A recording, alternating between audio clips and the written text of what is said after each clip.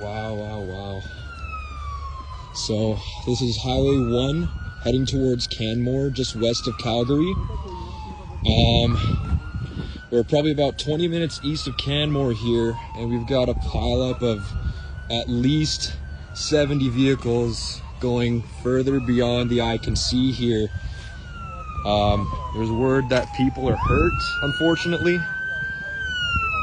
As you can see, firefighters and cops are on the scene. Oh yeah, lots of substantial damage here. Hope everyone's doing okay.